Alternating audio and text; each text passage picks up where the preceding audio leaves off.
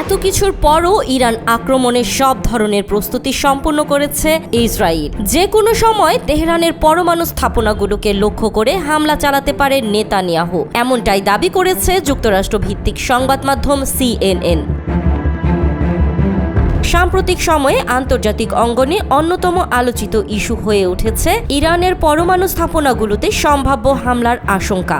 যুক্তরাষ্ট্র ভিত্তিক সংবাদ মাধ্যম CNN তাদের এক প্রতিবেদনে জানিয়েছে, মার্কিন গোয়েন্দাদের কাছে এমন তথ্য রয়েছে যা ইঙ্গিত দেয় ইরানের একটি বা একাধিক পরমাণু কেন্দ্রে হামলা চালানো হতে পারে শিগগিরই। এই ঈদে জামা জুতো অ্যাক্সেসরিজের ডিসকাউন্ট।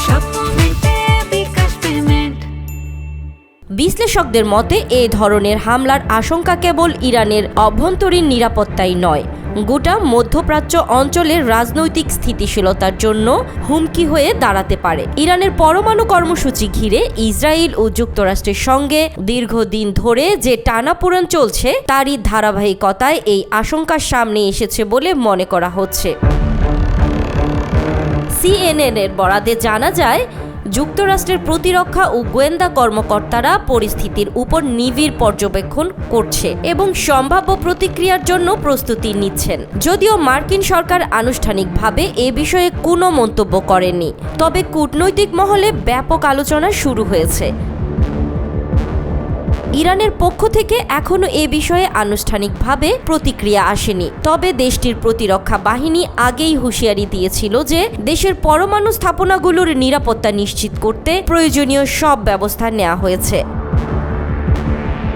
বিশ্ব রাজনীতির পর্যবেক্ষকদের মতে এমন হামলা ঘটলে তা শুধু ইরান বা যুক্তরাষ্ট্র ইসরায়েলের মধ্যকার সম্পর্ককেই উত্তপ্ত করবে না, বরং মধ্যপ্রাচ্য এক নতুন যুদ্ধ পরিস্থিতির জন্ম দিতে পারে, যার প্রভাব বিশ্বজুড়ে ছড়িয়ে পড়বে। এই পরিস্থিতিতে জাতিসংঘ সহ আন্তর্জাতিক সংস্থাগুলোর কূটনৈতিক তৎপরতা বাড়ানো প্রয়োজন বলে মনে করছেন অনেক বিশ্লেষক। তাদের মতে সংকট নিরসনে অবিলম্বে আলোচনার উদ্যোগ গ্রহণ না করলে সামগ্রিক বিশ্ব নিরাপত্তার জন্য একটি বড় হুমকিতে পরিণত হতে পারে।